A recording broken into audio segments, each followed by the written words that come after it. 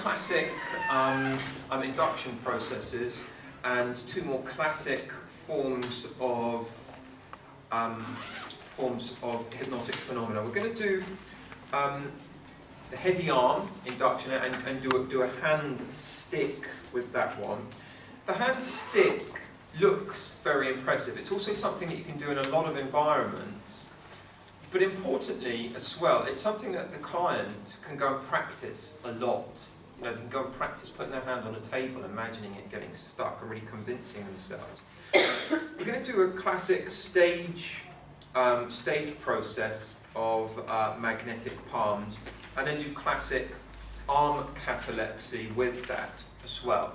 So then our sort of fundamental and basic stuff will be done, and we're going to start doing other stuff that then involves props and all kinds of other things. We're going to do a couple of an induction with our rubber band, and we're also going to do an induction with coins and some other stuff. None of it involves us wearing capes or anything. Come on up, Sue. Thanks very much. So the classic process. I'm going to assume each time now that your preparatory steps and stages have been done with the same diligence. Okay, so that you've set things up, you've explained them, and so on. So one of the classic things that we're going to do. One of the classic things that we're going to do now then is a really good example of coupling, and the reason that it's worth doing this in a really early on with a client is because it's really quite a simple process as well, but coupled with hypnotic phenomena. So when you do the heavy arm, what's going to happen is I'm going to ask you to hold your arm out. I'm going to ask you to record the position where it begins. That's important. Again, I would be inclined to say to the client, are you right-handed or left-handed? Whatever they say, you say, okay, we'll use that hand then. We'll use your right hand or we'll use your left hand then. And give it some meaning. Make it look like there's more of a sophisticated, complex choice behind that. What I'll ask you to do is to raise it roughly shoulder height, to take a slightly deeper breath, and to allow your eyes to close. At that point, I'm then going to ask you just to clench your fist a little bit, or just hold it. And I'm then going to ask you to imagine that you're holding a bucket. You could ask them to do palm up, and do it palm up, and that you're putting heavy books onto it. I think you'll find that it's a lot easier for it to get heavier that way, because the muscles used are much more up in the shoulder, are less used, rather than here you tend to start borrowing strength from your biceps and things, and they start to find it a lot easier. So, of course, what we're then saying is, imagine that your arm is now getting heavier. It's now getting heavier and heavier, and as you imagine it getting heavier, it's gradually going to come back down to the place where it began. So, the place where it began. Then at that point, I'm going to start giving you some suggestions. What I'm going to ask you to do is have both hands in that kind of a position so that you can compare and contrast them. Because I'm then going to ask you just to exert a little bit of pressure. Ask you to imagine that your hand is still getting heavy, that your arm is still a little bit heavier, and it's kind of weighing and pushing down on your leg. Okay? I'm then going to start giving you some instructions, asking you to engage your imagination, a number of things. We're going to stick it to your leg. We're going to test it. And then we're going to bring this part of that session to an end again. Okay? Is that all understandable? Great. So get yourself into a good receptive posture, hands on your legs, and they'll return to this position. Will you be okay if I just touch your wrist and your elbow once again? Okay. So just hold it out here, nice and straight and strong. Just close your hand just comfortably without clenching your fist. We are going to do some fist clenching later on, but not just now. You can just do it loosely, and as it hits your leg, you can just allow your arm to, your palm to spread once again. Okay, so take a nice deep breath. Just get your head nice and comfortable on your shoulders. As you exhale, just allow your eyes to be comfortably closed, and we shall begin. That's it, good. So focus all your attention on your right arm right now. Notice the sensations in your fingers, and just scan along it. You might even begin to sense some heaviness there already. Of course, that's gravity just pulling on it a little bit. And with each breath that you breathe, just begin to drift further inside of your mind. And now start to imagine that your hand is very slowly and gently becoming heavier. Perhaps in the palm of your hand, you can imagine that you're gripping and holding onto a bucket. You choose what colour the bucket is, but each time you exhale, more water is being poured into the bucket. The water is being poured into the bucket and it's becoming heavier.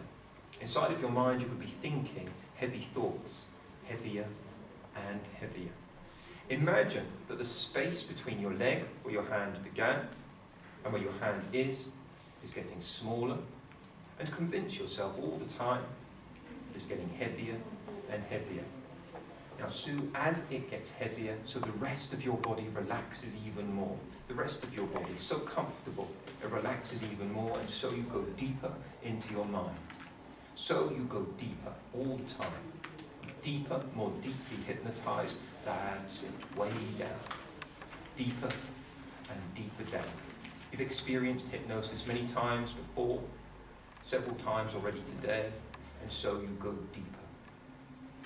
Deeper, way down, that's it. Your hand can just go over there. To your palm, that's it. I'm just going to very slightly reposition it there.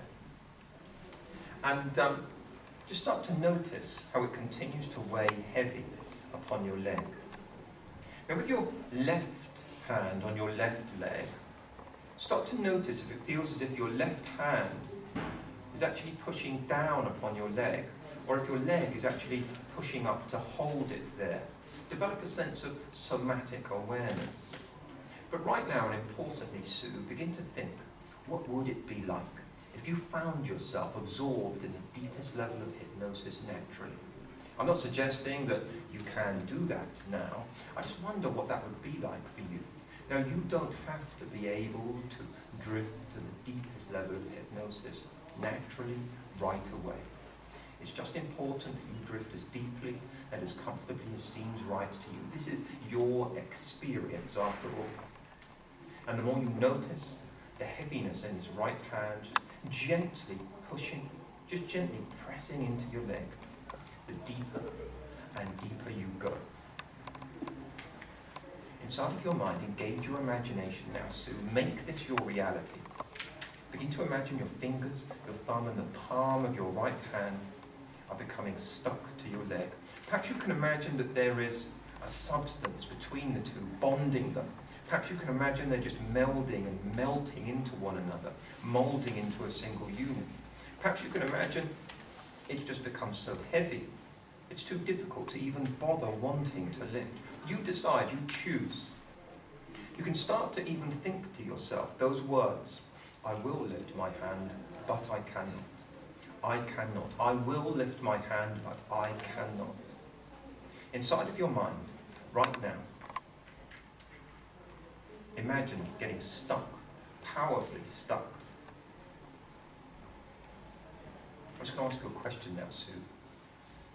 Tell me, which part of the hand feels more stuck? Is it the fingers or the palm?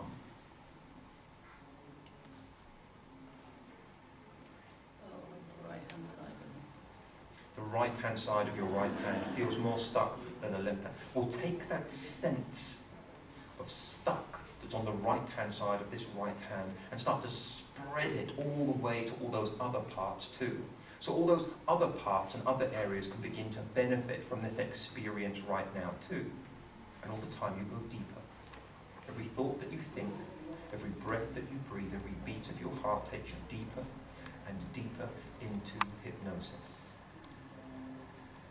Convince yourself, assure yourself right now, and get it firmly stuck, locked, shut, tight. That's it, good. Now I can see that happening.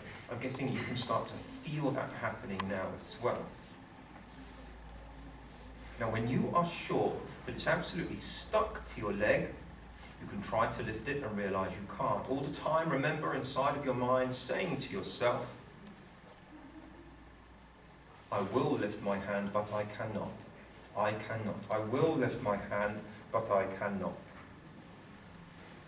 Now, I wish I had more money in my pocket, but I have £20 in my back pocket. And I want to test that this hand is definitely stuck there. So if you can pick it off there and grab this £20 note, you can keep it, as far as I'm concerned. Add a little bit to your expenses for coming here today. So you can try and realise that you can't, but if you choose, you can have this £20 note. Are you trying? Did you try? Good. And you can just relax, and I'll keep my £20.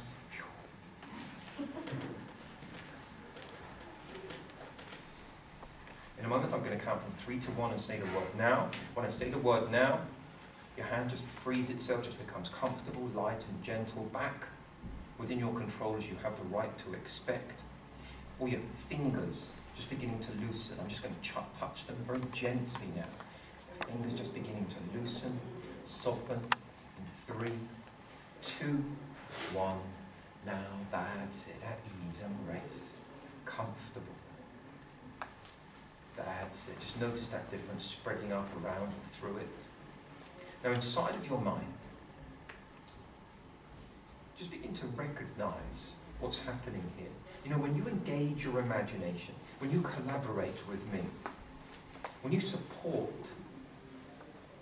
what amazing things we can do. Now, if you can physiologically affect yourself in this way, imagine what else you can do. Imagine what other boundaries and aspects of life you can explore and push beyond. Thanks once again for being my demonstration subject today. Be appreciative towards yourself. Allow yourself to derive some really good physiological, emotional, psychological benefits from this. Feeling really good, really reassured about the power that you have access to. In a moment, I'm just going to count from 1 to 5 to bring you up and out. In 1, 2, 3, 4, and 5. Eyes open. 1, 2, 3, 4, and 5. Now then, if I said that this pen is going to drop, okay, and I went like this. That's not really dropping, is it? This is dropping. That's dropping.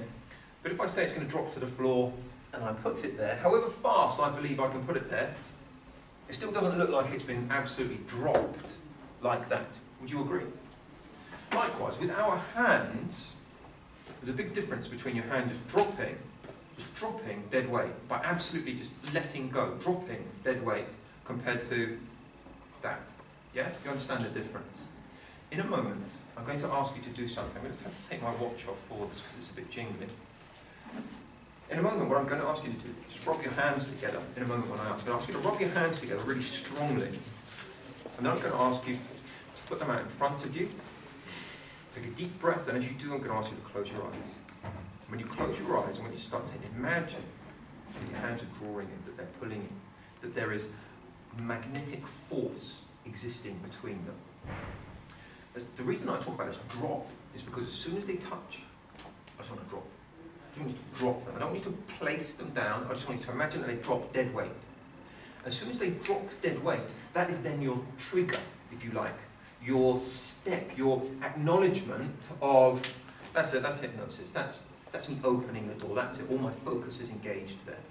And then I'm going to give some instructions to your right hand and arm with your permission to touch your wrist and your elbow. Okay. So I'm some magnetic hands. I used to say, and I tell all my diploma students this, I used to say, I'm imagining you have a magnet in each hand. But since I started attracting science people onto my courses, I would get one, at least, that would say to me, yeah, but magnets repel each other. Yeah. I say, thank you, it's been good having you here. So a magnetic force. I want to imagine that they're drawing in.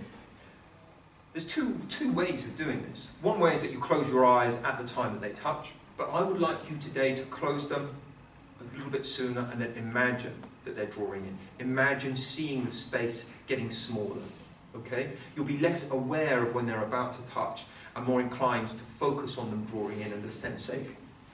What I want is the sensation to to win the day rather than your visual representation of it. Okay, and then they just drop. Then we're gonna do some catalepsy with the right arm, and then you'll be finished for a short while. At least until we then break out into pairs and you end up doing it all again. Okay. Any questions? You okay? Great. Good receptive posture. So, with your hands in a moment, I like to rub them together quite strongly to really generate some heat. Then, just ask you to put them there, a few inches apart.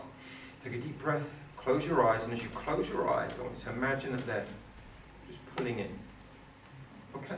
Go ahead, rub your hands together as it generates some heat. That's it, good. Good. And now hold them apart. Hold them there. Take a nice deep breath as you exhale. Allow your eyes to be comfortably closed. And start to imagine them being drawn in. Really imagine, believe that there is a magnet or a magnetic force that's pulling them in. Perhaps you can imagine that someone is holding the backs of your hand and just squeezing them in, just pushing them, pulling them in. And the force is getting stronger. Inside your mind, Sue, start to imagine that the space between your hands is getting smaller and smaller. They're closing in.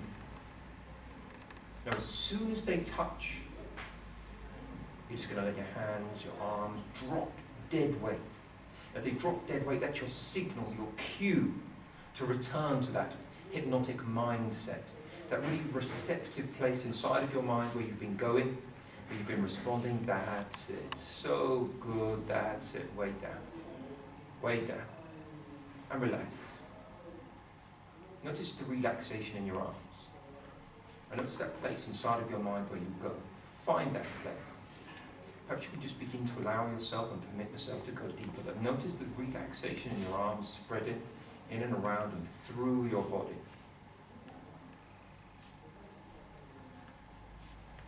I'm going to pick up your right hand from your wrist and your elbow. I'm just going to extend it out strongly and straight.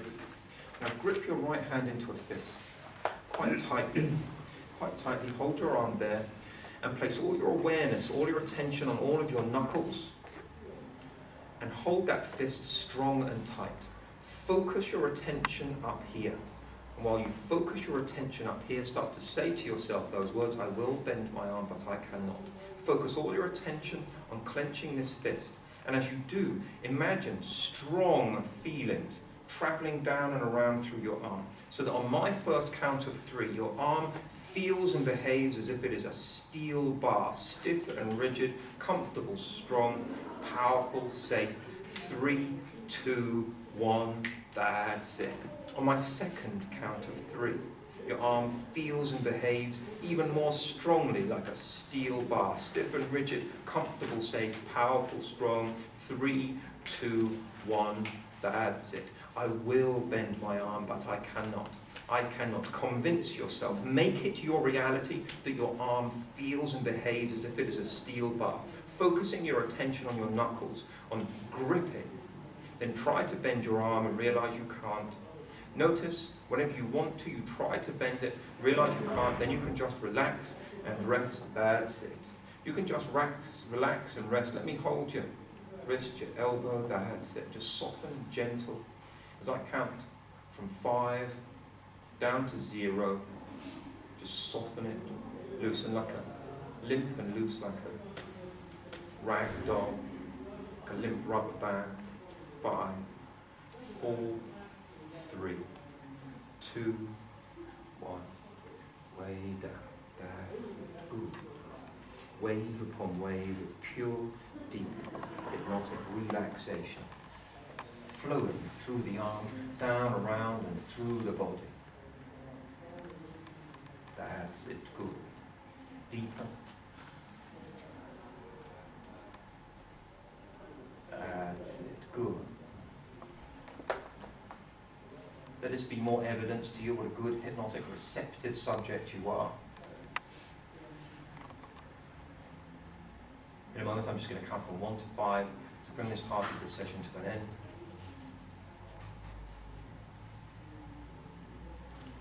Imagine the sensation of invigorating, cool, fresh mountain spring air and water sharpening your senses as you come up and out now in 1, 2, 3, 4, and 5. Eyes open on 5. 1, 2, 3, 4, 5. Is your hand okay? Feel comfortable? Yeah. And you were really trying with that, weren't you? There was a real kind of shake going on there.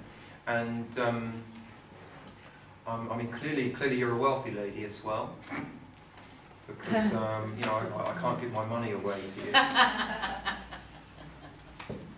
Thank you very much. Come have a seat. Thank you. So let's run through these final, the basic parts, our basic inductions and hypnotic phenomena. So,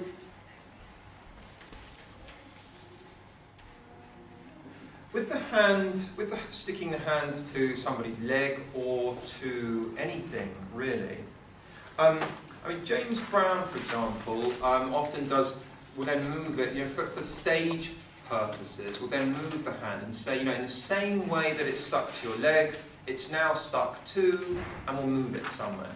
Table, their head, their face, something like that. Very often does that. So we have the same principles as the pen stick. So I asked Sue which felt more stuck, fingers or palm, or where did it feel more stuck? And she said it was the right side of her hand. And so I suggested, and you know, what's presupposed, of course, within what's more stuck, is that something is stuck whatsoever. So we then spread the sense of stuck that she has wherever she says it was the strongest into those other parts as well. I see a lot of clean language guys, for example, do something like, what word would you use to describe that feeling of stuckness on that right-hand side of your hand? They might say sticky, glue, or something. You have to do your best not to snigger when they say sticky. But when they say that, now then you then use their word. Now imagine that sense of sticky or that sense of stuckness, glue, and use their word for describing it, now moving into the other parts of the hand too. And it was visibly notable at that point that Sue's hand started grabbing hold. I knew that we were making some progress. Then gave the, I will lift my hand but I cannot, it is stuck. Okay, the same mantra, the same affirmation, to make sure that other cognitions are not talking the person out of it. That it's not kind of other beliefs that are going to bring that about. Test and challenge it, and when you're sure, then you can move it on.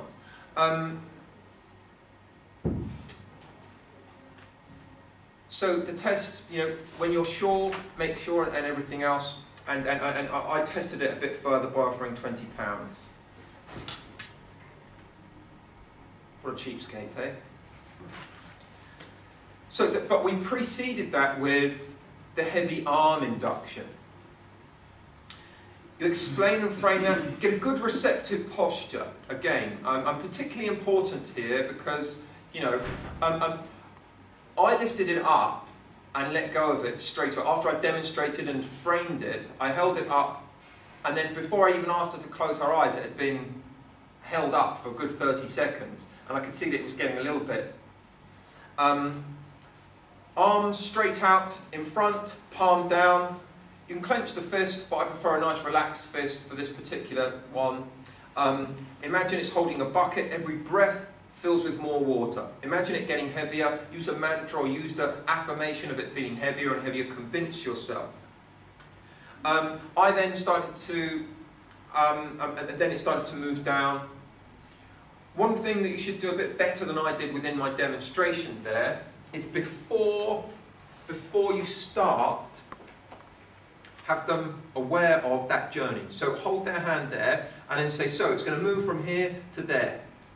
What I permitted to happen was for Sue's arm to be over here. And so when it got down to about here, it's going to miss her leg, and I just sort of nudge it in that direction a little bit. So what I'd recommend is that you do that. What that also does is pre-frames what's going to happen. It's presupposing that their hand is going to get heavy and come down here. Okay? So, relaxation everywhere else, which is a good thing because if their shoulders relaxed, it's going to become a lot easier for it to start lowering. And then once it touches the lap, you can start getting it to imagine that it's now really deeply and lovely relaxed, and relaxation spreading. What I did in this particular instance, though, was use the heaviness to apply some of the heaviness to create a hand stick, for example. And then, you know, once you've done that, you can ratify. Wow, you know, and feed it back to them, you know, and tell them what they've done. Then after you've elicited your phenomena, you move on and do your change work or your therapeutic interventions and exit. Magnetic palms. I very often frame and explain that the historical precursor of hypnosis was mesmerism. And I've just been talking about the King Louis XVI's Royal Commission in 1748 of Mesmer's work actually showed that there's some validity to his work with regards to the use of imagination upon physiology and things like that. But what they did highlight a problem with mesmerism was the fact that the changes were being attributed to animal magnetism, which sadly was nonsense. But you know, he was still getting results, and they attributed that. And it was one of the first ever scientific explorations of a historical precursor to hypnosis. Sorry, I went a bit tangent there. I didn't need to tell you that today. But I often say to my clients, you know, a historical precursor to hypnosis is this idea of magnetism, animal magnetism. And we're going to use this idea of magnetism now. We're going to imagine the hands moving clearer. Sue made things slightly more challenging for me because I modelled starting here, and she went and she started off like that. Yeah, okay, so she had a long way to go, which is lovely in some respects. Yeah, absolutely. But when it I mean, he did got it brilliantly. to here, it really felt bizarre. It felt like there was something there, like a sponge or something. It was bizarre, yeah. I see, yeah. No. I mean, it was lovely, and it's good for that to happen here because you know these things are very much a reality.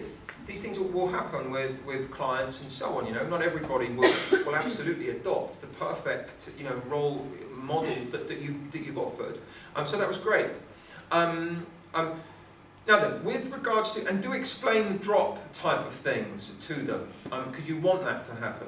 Then with arm catalepsy, you can do straight arm, but if you do a fist and they focus on the fist, if their attention is on a fist, it's very difficult to bend the arm. That leverages what you've got there. They're clenching their fist and they're focusing on the fist, they're not thinking about bending the arm. And the energy, the focus is on the fist rather than the arm. I give direct suggestions for catalepsy as well. On my first count of 3, your arm feels and behaves as if it's a steel bar, stiff and rigid, comfortable, safe, powerful, strong. 1, 2, 3. You can see the difference as soon as I said that. And I followed it up and did it again, a second time. Imagine it.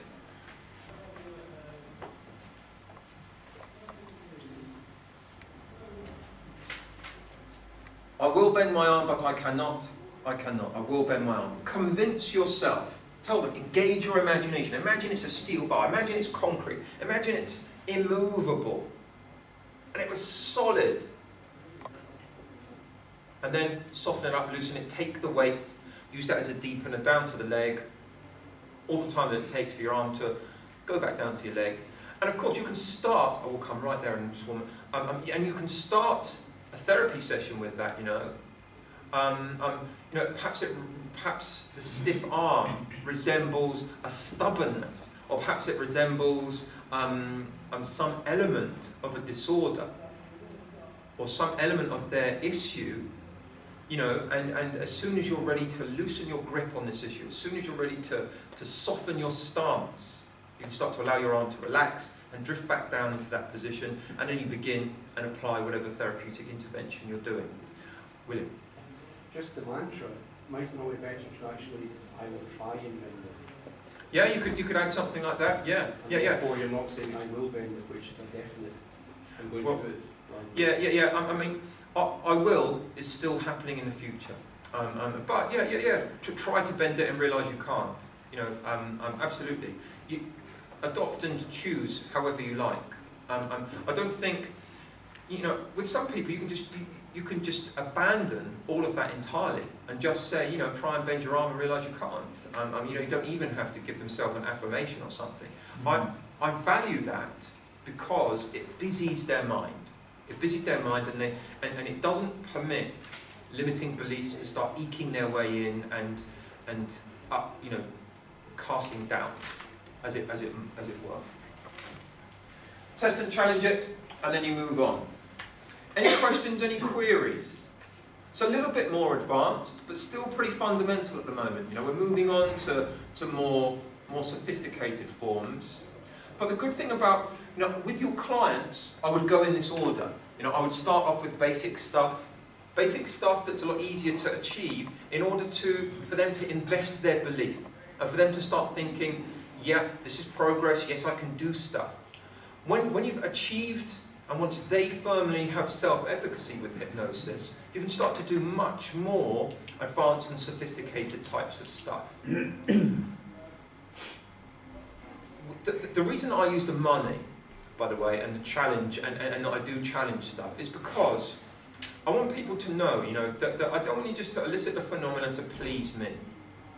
It's really important, you know, we don't want compliance. We want them to believe in it and for it to become an element of non-volition. So engage your imagination as much as you possibly can. And I'll say that to them at times. If I'm not convinced that they've really engaged in it, I'll be inclined to say to them, you know, I don't want you to please me. It will not please me if I think that you're just trying to please me. Instead, try it, test it. Anthony Jacquin does this thing whereby he says to them, get your other hand and try and pull it away from your leg. And does things like that to really test it. You can lead up to that, of course. You know, imagine it being really stuck. The more you try to pull it, the more stuck it feels. And use that. Any further questions, queries? Yeah, what do we do use as an intro with this arm catalepsy? Do we just assume that the same state has been achieved or is continuing, or do we refer to it? I mean, so I would have explained it to them beforehand. And then, depending on whatever induction you've done, I'll say to them, in a moment, I'm just going to lift your arm up. You could use some elements of mindfulness. I did that with Sue to a certain extent. Hold your arm out and just begin to engage with the sensations of it. And if they really, really become aware of it. So I'm just going to be touching your arm now and lift it into place. Now clench your fist, point out where to focus. I would focus on it at the beginning with the touching, but then for catalepsy, not to touch it anymore after that. The only reason being is because if you want them to believe this is a steel bar, it's a very dissociative notion, a steel bar. It's like, yeah, that's not my arm anymore, it's a steel bar. It doesn't belong to me anymore. And if you keep touching it, it's like reminding them, oh yeah, there's my hand, I can feel with it. You know, you're putting temperature into it and all kinds of other stuff. So, and that they're able to become aware of certain distinctions. So instead, we wanted to so avoid touching it from there onwards. Spread that through the arm. Okay. Go. One of you do each of those things in pairs around the room. You're more than welcome to stay in the same pairs, or you can mix it up. Do whatever you like, as far as I'm concerned. You're all grown-ups and people that have already done lots of this stuff, so I'm not going to insist upon that today. Okay? Away you go.